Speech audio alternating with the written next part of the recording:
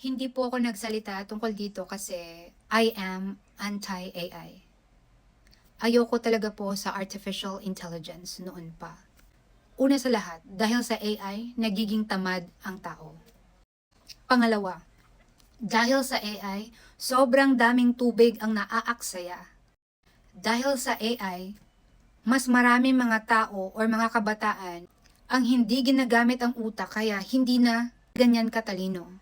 And finally, every time na nakakakita ako ng mga pictures na post na puro gamit ang AI, hindi ko talaga na-appreciate. Why? Kasi pare-pareho. Nawala ang creativity ng tao, nawala ang uniqueness ng tao, at ang pinaka-importante sa lahat, originality ng artist. Bakit sinimulan ng Amerika itong Pax Silica noong December 2025?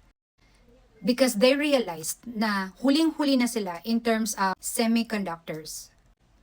Kontrolado kasi ng China ang mga materyales kaya gusto nilang makipag-compete sa China. At dahil underdog at utu-uto si Bongbong Marcos, madali niyang makontrol yung presidente kaya they are trying to produce the material in the Philippines located sa New Clark City. Siguro napanood niyo yung news na yung Foxconn, isa sa electronic manufacturing giant dito sa Taiwan, is working closely sa Manila para sa project na to. And bakit tumutulong ang Foxconn? Kasi ang Taiwan ay pro-US din. Yung pinapalabas nila sa Pilipinas ay napakagandang imahe. Magkakaroon ng trabaho, mas maraming oportunidad para sa mga Pilipino, pero hindi nila sinasabi sa inyo na this could be a factor na mas maging magulo ang relasyon ng Pilipinas at China. As I've said, kontrolado ng China ang paggawa ng ganitong mga mineral from 70 to 90% globally. Now, biglang merong ganito sa Pilipinas? You think hindi magkakaroon ng duda yung China sa Pilipinas? Knowing na yung kapartner ng Pilipinas ay yung Amerika? Magiging mitya ito ng kaguluhan between Philippines and China.